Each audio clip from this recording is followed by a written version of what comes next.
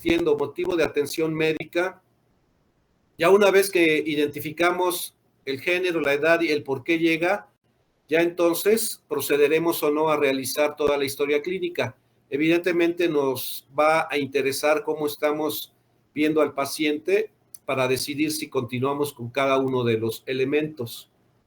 Es importante que ustedes pongan hasta la hora, si es directo el interrogatorio, indirecto. En el caso de ser indirecto, la fuente que están ustedes obteniendo. No es lo mismo el cuidador primario o principal, aquel que haya acudido de forma esporádica. Vamos a desglosar la ficha de identificación, los heredofamiliares o simplemente historial familiar o heredofamiliar, como le quieran llamar. Los no patológicos, los patológicos, ya el interrogatorio por aparatos y sistemas, la exploración física, los estudios de laboratorio y gabinete, y ya una vez que se ha analizado todo eso, la conclusión diagnóstica, el por qué estamos pensando de esas consideraciones y el plan de tratamiento, sin que se olvide el nombre de quien realiza la historia. Y, por ejemplo, pudieran ustedes empezar con el nombre, el género, el síntoma que presentó de forma más intensa y que obligó a que finalmente acudiera con ustedes y algunas otras condiciones que esa persona esté considerando se han asociado a esta problemática como tal. Como les he estado comentando, muchas veces, aprovechando que están con un médico, dan algunas otras condiciones que no son el caso. Si se correlacionan con la problemática o con el síntoma principal, entonces sí lo debemos de anotar. Pero máximo tres síntomas, para no perdernos en ese sentido. Recuerden que el motivo tiene que correlacionar a más del 95% con el padecimiento actual. Entonces aquí ya estoy desglosando la fecha de elaboración, el tipo de interrogatorio. Y tocante a la ficha de identificación, todos estos elementos vale la pena que ustedes los desglosen para que, como si fuera un formato, a la hora de que están ustedes realizando la historia clínica, podamos identificarlo de forma más detallada. ¿Por qué nos interesa el género? Porque si el nombre de esa persona resulta que es un hombre y tiene nombre de Guadalupe, Concepción, qué sé yo, ya con eso vamos a poder identificar de qué se trata la cuestión. Aquí, como les he estado recordando, aquellos transgéneros, operados, etcétera, debemos de anotar el género donde biológicamente nació. Ahí no tenemos que caer en el hecho de lo que nos esté diciendo la persona. Ya para cuando estemos en el interrogatorio no patológico, ahí sí, en cuanto a sexualidad, podemos ya incidir. La etnia, como habíamos comentado, hay algunas etnias que todavía están en México puras, por decirlo así, y de igual forma establecer el idioma o el dialecto, porque muchas veces llegan aún con el acompañante y resulta que los dos, si acaso, saben algo de nuestro idioma y a veces pensamos que no está entendiendo o que está refiriendo a algunas otras condiciones. Lo ideal para cuando tengan otro dialecto diferente, siempre haya la persona que los esté acompañando y que ustedes identifiquen cuál es el tipo de parentesco de esa persona. Igual la fecha para correlacionar la edad que nos está refiriendo. Habíamos comentado que el paciente hipertiroideo pareciera más joven de lo que nos está refiriendo el nacimiento y viceversa en cuanto a la otra alteración. A últimas fechas ya están también sugiriendo el CURP por aquello de que hubieran homónimos. Ya se supone que esa clave es única y puede ya establecer esas diferencias. El domicilio actual con el teléfono y seguido del familiar responsable. Y máxime, si son direcciones diferentes, vale la pena anotar inclusive algunos otros números telefónicos como tal. En el caso del COVID, era una información indirecta con todo ese tipo de familiares. Teníamos que estar hablando a varios inclusive, y a veces ni siquiera era el familiar directo. El estado civil evidentemente nos va a dar la pauta qué tanto puede tener alguna preferencia sexual, o inclusive, dado su condición de soltería, ya para cuando estemos incidiendo en la sexualidad, posiblemente por ser soltero o soltera, tenga infinidad de parejas sexuales que incrementan el riesgo de infecciones de transmisión sexual. La escolaridad, no conformarse con decir primaria, sino también preguntar si ya la terminaron y si saben leer o escribir. En el caso de que sean de la salud, sí vale la pena ir evaluando qué tanto los datos que nos está diciendo son reales. No caigamos en poner algo desde el punto de vista médico y quedarnos ahí como tal. Siempre hay que decirles a qué se está refiriendo. Y la religión, que aunque pareciera insignificante, hay muchas religiones que son prohibitivas y posiblemente si las siguen al 100%, luego evitemos el pensar en algunas patologías. Si, por ejemplo, son testigos de Jehová, difícilmente van a tener enfermedades de transmisión de la sangre, y más si ya fue por arriba de 25 años atrás la transfusión, siempre y cuando la sigan al pie de la letra. En cuanto a actividad laboral, principalmente etiquetar qué tantas factores de riesgo laborales, si vivió o trabajó en alguna fábrica de tóxicos, en alguna mina, etcétera, incluyendo el tiempo que estuvo laborando. Y en el caso de que encontremos algún trabajo en donde hubieran tóxicos, si ellos usaban o no el traje especial para protegerse. Porque hay muchos de la Nissan que desafortunadamente les otorgaban el traje especial para que pintaran los autos y no se los ponían por flojera, se absorbió el benceno y finalmente desarrollaron leucemia. El benceno es un tóxico que puede transformar principalmente la médula ósea. Y también algunos están sugiriendo en la ficha de identificación poner el grupo sanguíneo, e inclusive en ocasiones seguido del grupo sanguíneo si son donadores o no. A veces debiéramos de respetar esa condición, porque ahora con el hecho de tener mucha delincuencia, hay algunas personas que, a pesar de que son donadores, se abstienen de decir esa condición. Pero entraría en cuanto a la ficha de identificación. Aquí me estoy yendo un poquito más rápido porque se supone que ya los evaluamos anteriormente.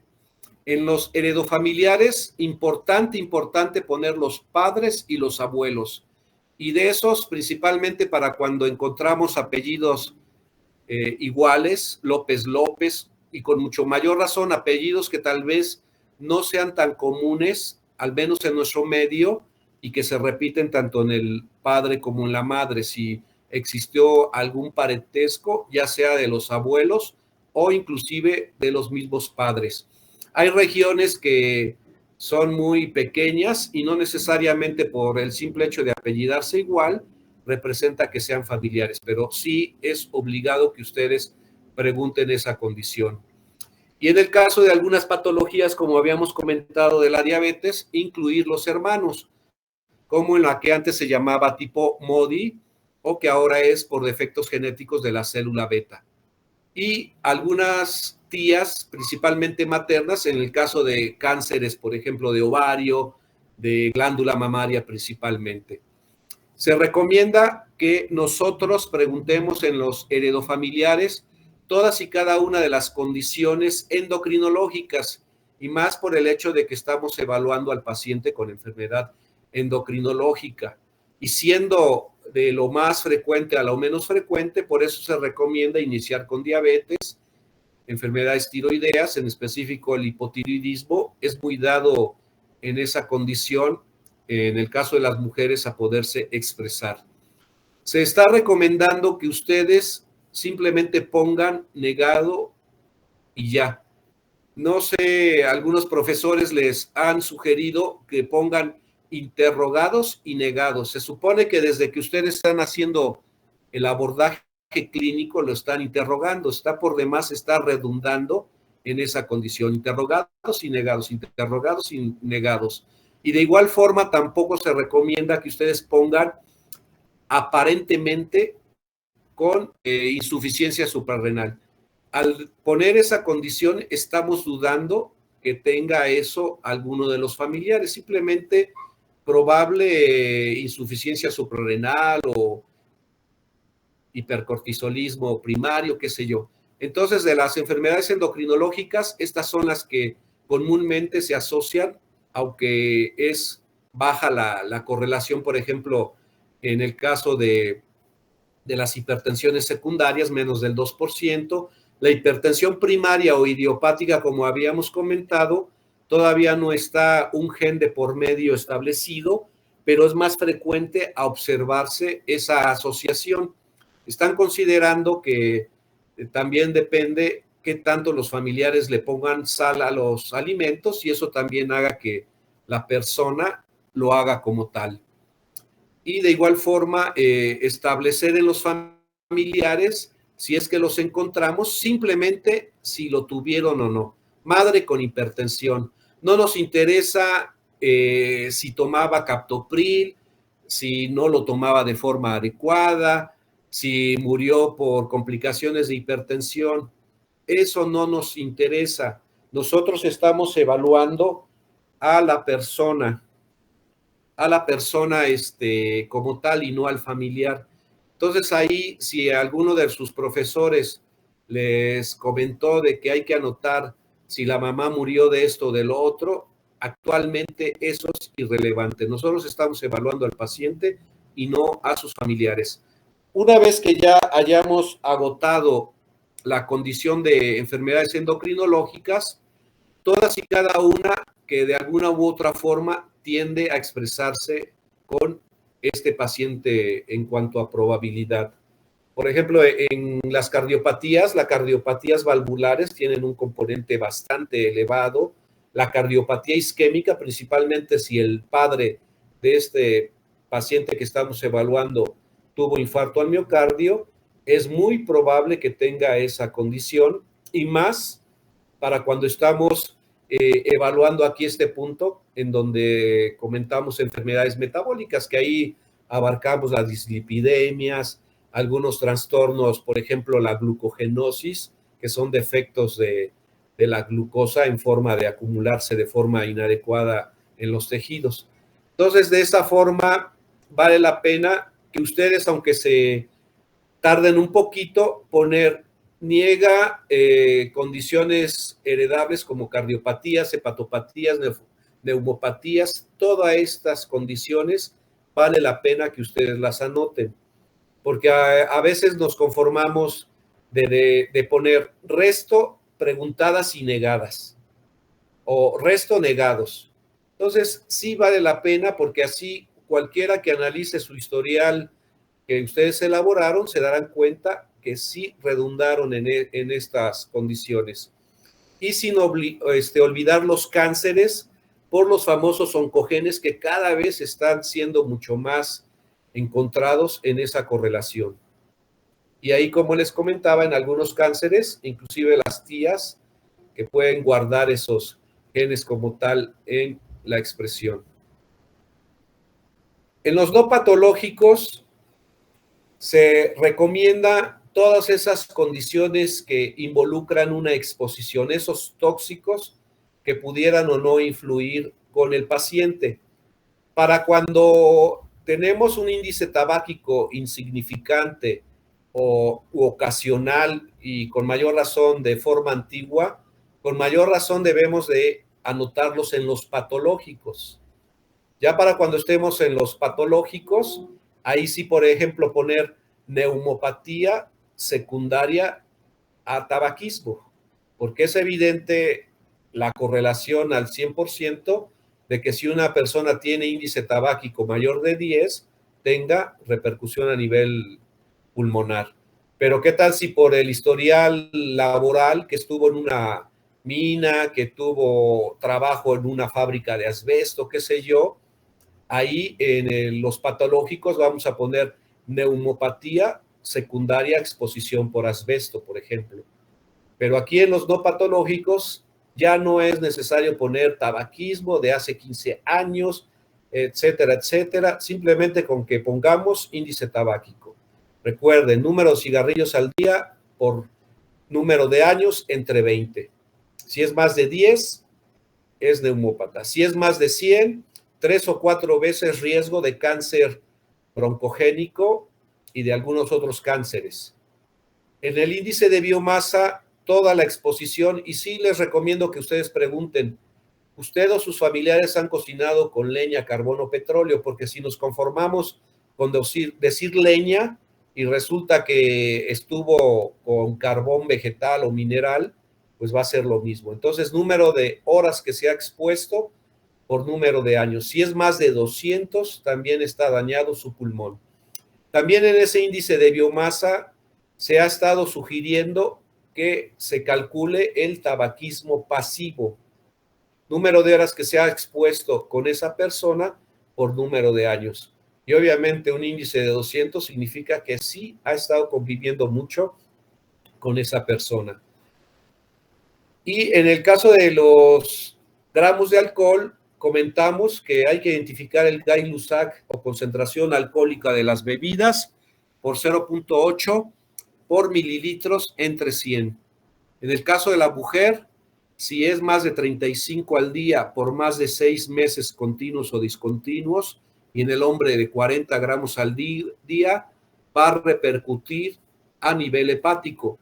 Y no solamente en el hígado, sino también una exposición aguda puede resultar de una pancreatitis severa o grave, de una miocardiopatía dilatada e inclusive de atrofia a nivel cerebral y por ende enfermedades neuropsiquiátricas. Ya una vez que hemos correlacionado en cuanto al alcohol, también todas las sustancias ilícitas, obviamente no va a repercutir mucho si algún paciente nos dice, una vez probé la cocaína o una ocasión fumé marihuana, ahí no es tan importante. Pero si es de forma continua, aún antiguamente, sí debemos de poner qué tantos cigarrillos, por ejemplo, de marihuana fumaba al día, por cuántos años. Ahí se supone que la toxicidad con respecto a la marihuana versus tabaco es mucho más intensa, pero todavía no hay un índice por marihuana en ese aspecto.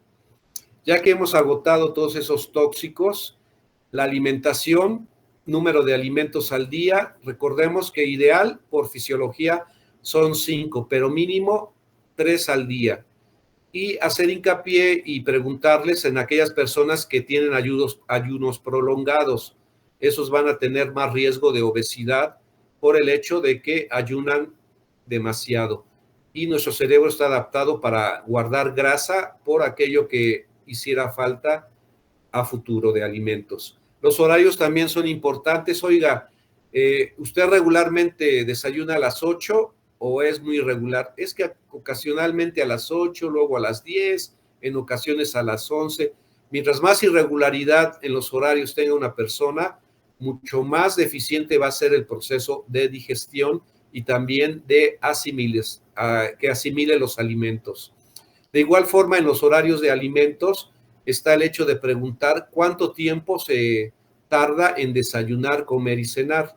Mínimo 30 minutos, máximo ya exagerando 1 hora.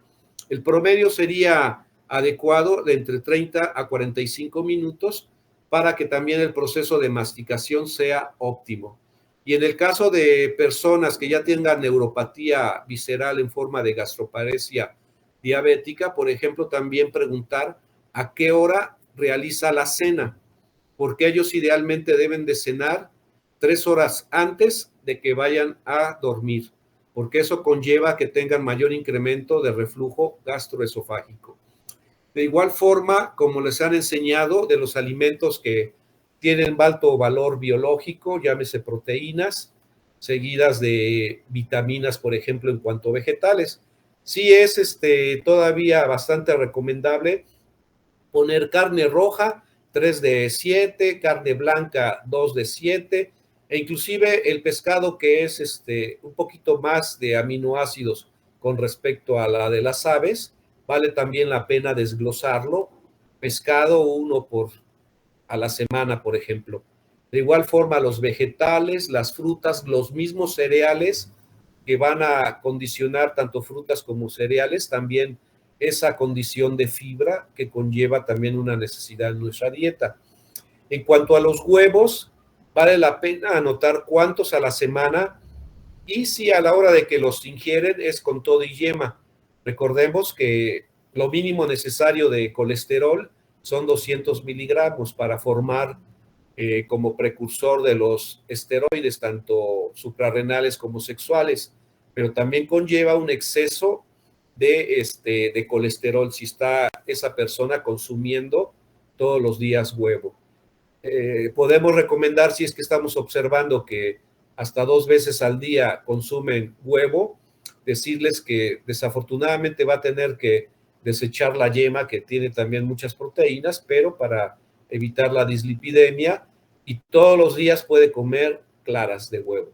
Es así, hasta 2, 3 veces, es mucha proteína en ese aspecto.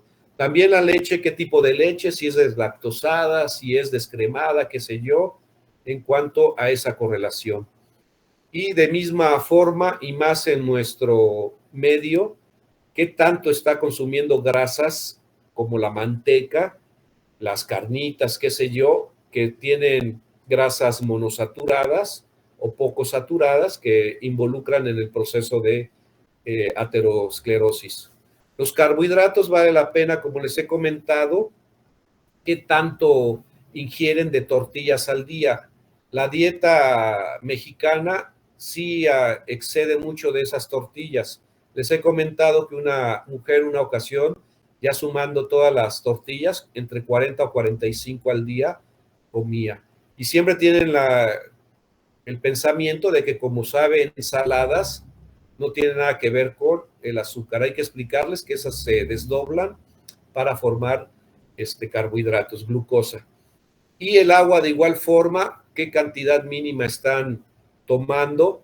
A veces para determinar si la nicturia, que es estar orinando por la noche, está relacionada con la ingesta de agua o es por el descontrol diabético, debemos preguntar antes de dormir qué tanta cantidad de agua están tomando y puede ser esa la causa del por qué tengan nicturia. Y en términos generales, las bebidas, llámese refrescos, jugos, etcétera, etcétera, que también pueden incrementar el nivel de glucosa. En cuanto a la higiene de manos, el lavado de manos y principalmente qué técnica están empleando, qué tipo de jabones. Ahora ya tenemos que recomendar los jabones líquidos para que haya mayor higiene en ese sentido. También la cavidad oral, ideal es que a la hora de que uno se despierta y después de cada uno de los alimentos. Por otra parte, también en cuanto a la cavidad oral, qué tanto están o no usando hilo dental. A decir de los odontólogos, debiéramos de hacerlo todos los días en los 3 alimentos, pero para decir de los infectólogos, incrementa el riesgo inclusive de endocarditis bacteriana.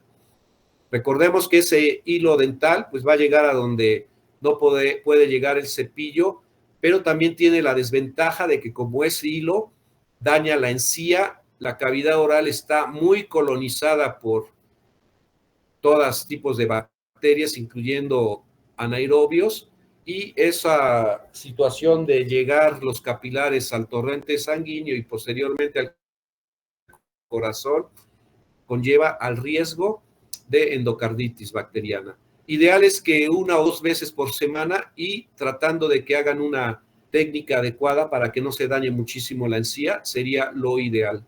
El recorte de uñas también tiene que ver con esas personas. De nada sirve que se laven las manos si las uñas no están cortadas.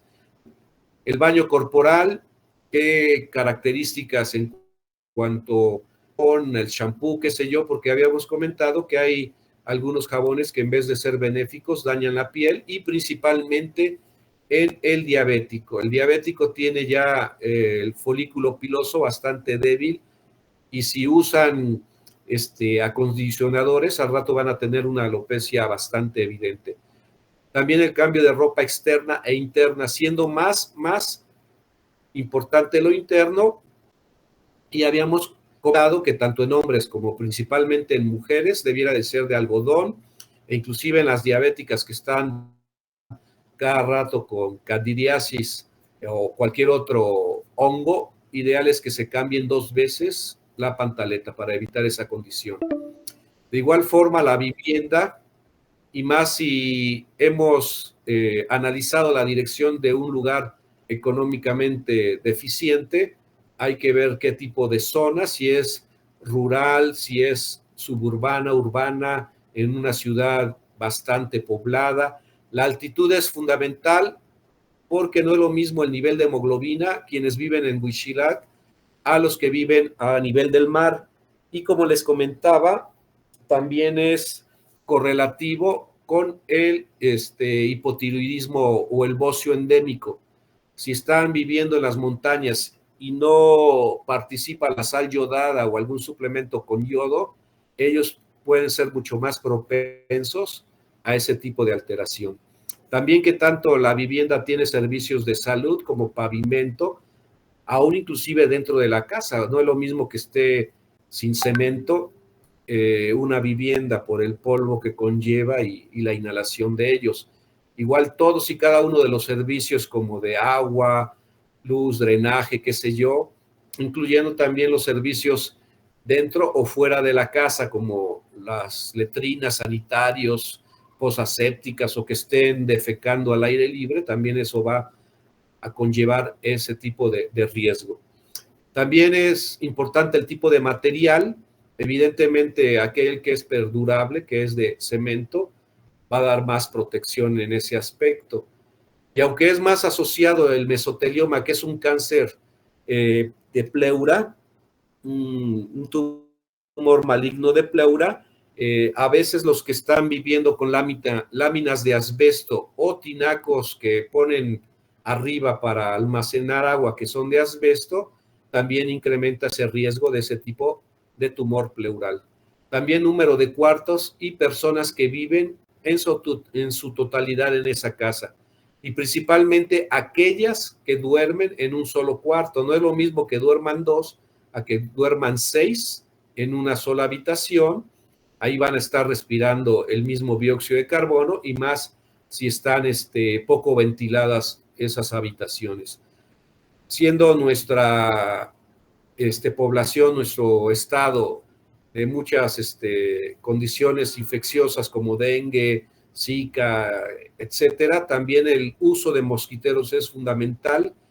Y ahí adelantito podemos poner qué tanto los patios o las azoteas tienen cacharros que pueden almacenar el agua una vez que está lloviendo. También es importante la flora y fauna nociva, dado a que a veces pensamos que no lo hay, pero las garrapatas, cuántas no infecciones de ese tipo de vectores, las mismas cucarachas, las moscas, qué sé yo. Igual hasta hay plantas nocivas como aquellas que pueden condicionar fenómenos de alergia o el mismo polen en ese sentido. También si durante donde viven, perdón, hay fábricas, qué tipo de fábricas son, si están manejando residuos o no a tiraderos de agua o inclusive tiraderos o basureros, también incrementa ese tipo de riesgo. Y aunque son antecedentes no patológicos, pues definitivamente sí conlleva esa condición. También en cuanto a los antecedentes no patológicos, la sexualidad. A veces se pueden incluir en los patológicos, pero sí vale la pena en los no patológicos, porque si llevan una sexualidad óptima, pues no incrementa el riesgo para transmisiones de esa índole. Ahí lo clásico que les han estado enseñando: inicio de vida sexual activa, número de parejas. A veces está por demás el que ustedes pregunten, con todas sus parejas ha utilizado métodos mecánicos, uso de preservativo, condón, como ustedes lo quieran llamar, evidentemente estamos perdiendo el tiempo, y más si es una pareja relativamente estable o con aquella que ha durado varios años. Sería poco creíble que todo ese tiempo